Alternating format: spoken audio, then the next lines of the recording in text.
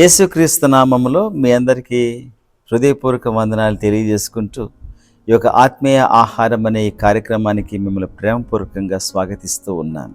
మీరందరూ ప్రతిరోజు కూడా బలపడుతూ ఉన్నారని నమ్మి దేవుని స్తుతిస్తూ ఉన్నాను. మీరు బాగున్నారా? ఈ దినాన లేచిన వెంటనే ప్రభు గుర్తుకొచ్చి నిజంగా ప్రార్థన చేసుకున్నారా? వాక్యం చదివి ఉంటూ ఉన్నారా? మీరు ప్రతిరోజు కూడా వాక్యము చదువుతూ దేవునిలో ఆనందిస్తున్నారని కూడా నేను సంతోషిస్తూ ఉన్నాను. చాలాసార్లు మన యొక్క జీవితంలో ప్రభు పైన ఆయాసం పెట్టుకుంటూ ఉంటాం. ఎందుకనంటే మనం ప్రార్థన చేసిన విధంగా దేవుడు మనకు ఆయన జవాబు ఇవ్వకపోతే మనం చాలా చింతపడతాం, బాధపడిపోతూ ఉంటాం. ప్రభు నాకు ఎందుకు ఇలా చేస్తూ ఉన్నాడు అని అనుకుంటాం. కొన్నిసార్లు మనకు వచ్చేటువంటి శోధనల పైన మనం ఎంతగానో విరుచుకుపడి, ప్రభువా నేనే దొరికానా? నాకైనా ఇటువంటి కష్టాలు పంపించేది ఏంటి? కష్టం వెంబడి కష్టము, ఈ కష్టం అయిపోయిన వెంటనే ఇంకో కష్టము, అదైపోయిన వెంటనే ఇంకో కష్టము. ప్రభు నేను ఒక్కడే దొరికానా అని ప్రభు పైన చూసుకుంటూ బాధపడిపోతూ ఉంటాం కదూ. ఎన్నిసార్లు ఈ విధంగా మన యొక్క జీవితంలో ప్రభుని మనం ఆయాసపెట్టలేదు. మోషే యొక్క జీవితాన్ని కూడా మనం పరిశీలన చేసినట్లయితే, మోషే ఇజ్రాయెల్ ప్రజలందరినీ కూడా ఐగుప్తు దేశం నుంచి బయటికి తీసుకొచ్చాడు. ఎందుకో తెలుసా? కానాను దేశంలో అడుగు పెట్టించడానికి ప్రభు వారిని పిలిచారు. ఆ విధంగా ఎంత సంతోషంగా వెళ్ళాడు, ఎంత సంతోషంగా పని చేసుకుంటూ చక్కగా అందరిని ఐగుప్తు దేశం నుంచి బయటికి తీసుకొచ్చారు. అడవి ప్రయాణంలో కూడా, అరణ్యంలో కూడా ఎన్ని శోధనలు ఎదుర్కొన్నా కూడా నిక్కచ్చిగా ప్రభు కోసం నిలిచాడు. లాస్ట్కి ఇంకా కొన్ని దినాల తర్వాత ఇంకా వెళతారు ఇంకా కానాను దేశంలో అనుకున్న సమయంలో ప్రభు ఏమని చెప్పాడు మోషేకి? మోషే, ఇదిగో ఈ కొండ నుంచి నువ్వు పైకి చూడు, ఇక్కడి నుంచి నువ్వు కానాను దేశం చూడు, కానీ నువ్వు కానాను దేశంలో అడుగు పెట్టవు అని అన్నాడు. ఎంత బాధ ఉంటుందండి అసలు. ఫెయిల్ అనిపిస్తుందా మనకు? ఆలోచించేయండి. ఇతనే ఐగుప్తు దేశం నుంచి ఇశ్రాయేల్ ప్రజలందరినీ కూడా బయటికి తీసుకొచ్చాడు గొప్ప అద్భుతాలు చేసి. దేవుడే చేయించాడు అనుకోండి. అంత కష్టపడిన ఇతను ఈవెన్ వీళ్ళ కోసము అడ్డుపడి వీళ్ళందరం కూడా సంహరిస్తానని ప్రభు చెబితే అడ్డుపడి నా పేరు కూడా జీవగ్రంథం నుంచి తీసివేసే అనమాట. అంత స్థాయికి వెళ్ళిపోయి ఆయన ప్రభు దగ్గర ప్రాధేయపడ్డాడు. ఎంతగా పరిచర్య చేశాడు, ఎంతగా ప్రభుకి ఇష్టపడ్డాడు. ప్రభువే ముఖాముఖిగా నేను ఆయనతో మాట్లాడతానని కూడా ఆయన సెలవిచ్చాడు. అనేకులతో నేను గూఢభావాలతో మాట్లాడతాను, కానీ నా సేవకుడైన మోషేతో నేను ముఖాముఖిగా మాట్లాడతానని సెలవిచ్చాడు.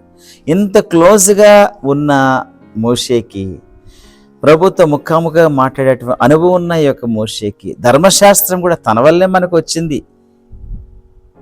ధర్మశాస్త్రం కూడా తన వల్లనే దేవుడు తన ద్వారా మనకు అందించాడు. ఇటువంటి వ్యక్తిని లాస్ట్కి నీవు కానాను దేశంలో అడుగు పెట్టలేవు, దూరం నుంచి చూడు, ఇక్కడ ఆగిపోతావు, ఇక్కడ నువ్వు చనిపోతావు అని అన్నప్పుడు ఎంత బాధ అనిపిస్తుంది, ఎంత వేదన అనిపిస్తుంది. అప్పటికీ మోషే ప్రాధేయపడతాడు, ప్రభువా నాకు సహాయం చేయి, నన్ను ఆ యొక్క పాలుతెనలు ప్రవహించే దేశానికి నన్ను తీసుకొని వెళ్ళు అని ఎంతగానో ఆయన ప్రార్థన చేసినప్పుడు కూడా చాలు, దీన్ని బట్టి ఇంక నాతో మాట్లాడకు అని హెచ్చరిక కూడా చేసేసాడు. ఇలాంటి సమయంలో మరి ఏమనాలి చెప్పండి? మీరు కానీ నేను కానీ అటువంటి స్థానంలో ఉంటే మనం ఏమంటాం? ప్రభువుని పైన ఆయాసం పెట్టుకోము, బాధ పెట్టుకోము. ఖచ్చితంగా అన్యాయం చేసావు దేవా అని ఖచ్చితంగా అంటాం.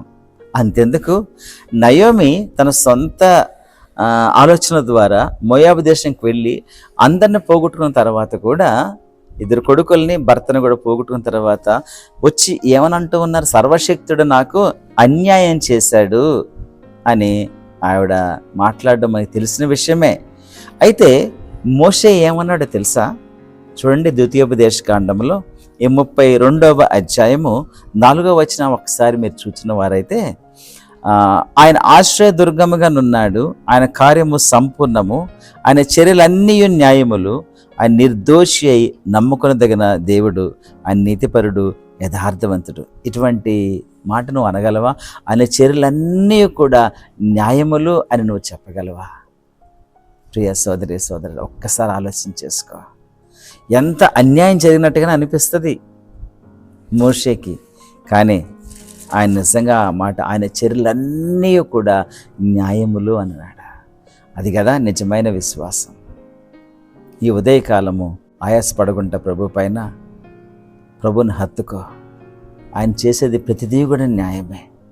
సర్వశక్తుడు ఎప్పుడు అన్యాయం చేయడు.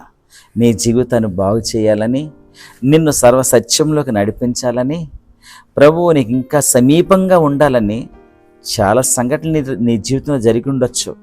దాన్ని బట్టి నీకు ఆయాసమే, కానీ దాని అన్నిటిని బట్టి కూడా ప్రభు దగ్గరికి నువ్వు వస్తున్నావు అనే సంగతి మర్చిపోకో. శ్రమల ద్వారా దేవుడు నిన్ను ఎంతగానో ఆయన మరి నిన్ను షేప్ చేసుకుంటూ వస్తాడు. మనకు తెలిసిన విషయమే కదా, ఆయన ప్రేమించే వారికి సమస్తము సమకూడి మేలు కొరకే జరుగుచున్నవని ఎరుగుదమని తెలిసిన నీవు ఈ సమయంలో ఆయాసపడతావా ప్రభు పైన?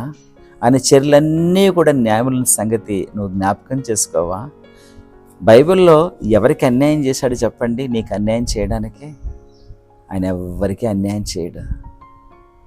నీకు అలా అనిపిస్తూ ఉంటుంది, కానీ నువ్వు తయారు చేయబడలా. నిన్ను ఇంకా తయారు చేస్తున్నాడు దేవుడు. తయారైపోయిన తర్వాత అప్పుడు అంటావు నువ్వు, ప్రభువా ఎంత చక్కటి దేవుడు నాయన, నాకు తోడుగా ఉండి నన్ను షేప్ చేసి చక్కగా దిద్దావయ్యా, నీకు వందనాలని చెప్పే దినము ఒకటి రాబోతూ ఉన్నదే. అంతవరకు వేచి ఉంటావా? ఆయన పైన ఆయాసపడకు. ఆయన చర్యలన్నీ కూడా న్యాయములు. ఆయన నీతిపరుడు, ఆయన యథార్థవంతుడు, ఆయన నిర్దోషి, నమ్మకదగిన దేవుడు. ప్రార్థన చేసుకుందాం. ప్రేమగల మా దేవ, కృపగల మా రక్షక, మీకు వందనాలు, స్తోత్రాలు. చాలా మట్టుకు మా జీవితంలో నాయన నీవు చేసేటువంటి కొన్ని పనులు మాకు అర్థము కాక, మాకు అన్యాయమైనట్టుగా, లేకపోతే మిమ్మల్ని ఆయాసపెట్టేటువంటి విధంగా కొన్నిసార్లు మా హృదయ తలంపులు ఉంటాయి నాయన. క్షమించండి దేవా. ఈరోజు నుంచి ఆ రీతిగా ఆయాసపడకుండా నీ కార్యములు, నీ చర్యలన్నీ కూడా న్యాయములను మేము భావించి మిమ్మల్ని సంపూర్తిగా హత్తుకొని మీ మార్గంలో నడిచేటువంటి వారిగా మమ్మల్ని తీర్చిదిద్దవలసిందిగా వేడుకుంటూ ఉన్నాం నాయన. మా ప్రియులు ఎవరైతే అలాగ అనుకుంటూ ఉన్నారో ప్రభువా, వారిని క్షమించండి. వారిని ప్రభువా మీ వారి హృదయంలో ప్రభువా మీ విత్తనాలను నాటి మీ వాక్యంతో నింపి చక్కటి జీవితం వారికి ప్రసాదించవలసిందిగా వేడుకుంటూ యేసుక్రీస్తు నామములో అడిగి వేడుచు ఉన్నాము తండ్రి, ఆమేన్. ప్రియ సోదరి సోదరుడా, ఈ కార్యక్రమం వల్ల నీవు ఆశీర్వదింపబడినట్లయితే దయచేసి ఇతరులకు కూడా షేర్ చేయవలసిందిగా మనవి చేస్తూ ఉన్నాను. Thank you. God bless you.